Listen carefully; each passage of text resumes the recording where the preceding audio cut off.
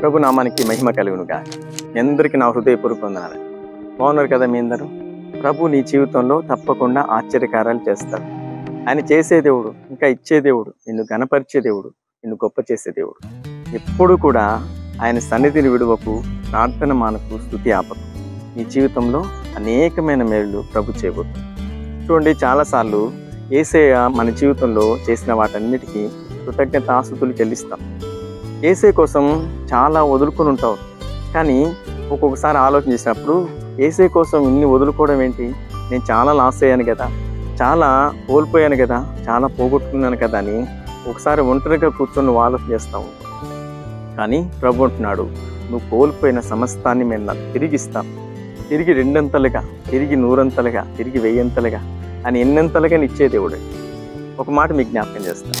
కీర్తన 119వ అధ్యాయం 68వ వచనం, నీవు దయాళుడవై మేలు చేయుచున్నావు. దేవునికి స్తుతి కలుగునుగాక. ఆయన మేలు చేసే దేవుడు, కీడులన్నీ తొలగించి మేలు చేసే దేవుడు. చూడండి, అబ్రహామును ఇస్సాకును బలిగా ఇవ్వమని అడుగుతాడు.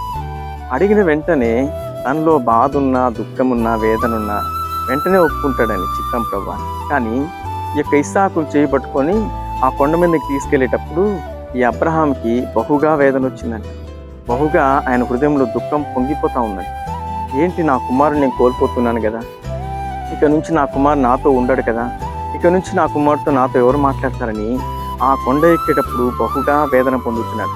కానీ ఆ పక్కనే పొట్టేలు తీసుకొని ప్రభు ఆయన పక్కనే కొండ ఎక్కుతున్నాడంట. చూడండి, అడిగాడు, తను నమ్మిన వారిని గాయపరిచాడు, బాధించాడు, కానీ పక్కనే వెనకలనే మేలు వస్తూ ఉంది. అంటే నీ దేవుడు ఎవరు అంటే మేలు చేసే దేవుడు. నువ్వు కానుకదని నన్ను దుఃఖపరిచినా, నిన్ను గాయపరిచినా మరలా నీకు మేలు చేయడానికి ఇప్పుడు అబ్రహాం పక్కనే పొట్టేలు పట్టుకొని నడుస్తున్నాడు. అక్కడ పడుకోబెట్టి చెయ్యి పైకి ఎత్తగానే అంటున్న మాట ఏంటంటే, నీ కుమారుణ్ణి బలిగా ఇవ్వద్దు, నువ్వు నాకు భయపడుచున్నావని నాకు తెలుసు. పక్కనే చెట్ల కొమ్మల్లో నీ కోసం ఒక పొట్టేలు పెట్టాను, అది బలిగా అర్పించు. చూడండి, మనం చాలా విషయాల్లో దేవుని సన్నిధికి వెళ్తున్నా ఏదో కోల్పోయిన ఫీలింగ్ ఉంటుంది, కానీ ప్రభు మరలా నీకు కోల్పోయిన సమస్తాన్ని ఇచ్చేది. ఇప్పుడు అబ్రహాముకు ఇస్సాకు బదులుగా మరి పొట్టేలు సిద్ధపరిచిన దేవాదేవుడే నీ జీవితంలో అనేకమైన మేళ్ళు దాచి ఉంచాడు. ఆయా సమయాల్లో బయటికి తీసుకొచ్చి నిన్ను ఆనందింపజేసేదేవుడు, నిన్ను తృప్తిపరిచేదేవుడు.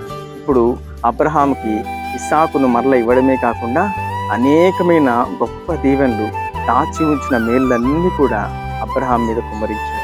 ఈరోజు చాలా బాధపడుతున్నావా, చాలా వేదన పడుతున్నావా? ప్రభు అంటున్నాడు, దాచి ఉంచిన మేళ్ళన్నీ నీకోసం, నువ్వు తప్పకుండా అనుభవిస్తావు, అవి పొందుకుంటావు, వాటితో నువ్వు తృప్తిపరచబడతావు.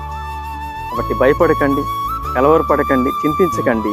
నువ్వు ఏమైతే ప్రభు కోసం వదులుకున్నావో దానికి మించిన ఆశీర్వాదం, మించిన మేళ్ళు ప్రభు నీకు దాచి ఉంచాడు. తప్పకుండా అవి నీకు ఇస్తాడు. కళ్ళు మూసుకొని ప్రార్థనలు ఏకీవించండి. మీ అందరి కోసం ఒక చిన్న ప్రార్థన చేస్తాను. మహాపరిశుద్ధుడా, మహోన్నతుడా, నీకు స్తోత్రములు చెల్లిస్తున్నాం. ఉదయకాలం ఈ మాట వింటున్న ప్రతి బిడ్డలు ధైర్యంగా ఉండాలి ప్రభు. కోల్పోయిన సమస్తాన్ని రెట్టింపుగా ఇచ్చే దేవుడు అని, నువ్వు నమ్మదగిన దేవుడు అని ప్రతి బిడ్డలు గుర్తెరిగి నీ మార్గంలో నడిపించబడాలి, విశ్వాసంలో ముందుకు కొనసాగించబడాలి. ఈరోజు అంతా నీ బిడ్డల కాపుదల, భద్రత అనుగ్రహించి వెలుచు వస్తున్న మార్గంలో అన్నింటిలో తోడుగా ఉంది.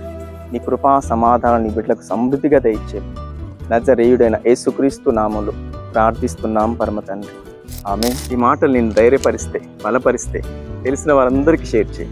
తప్పకుండా ప్రభు నిన్ను, నీ కుటుంబాన్ని దీవించునుగా. ఆమేన్.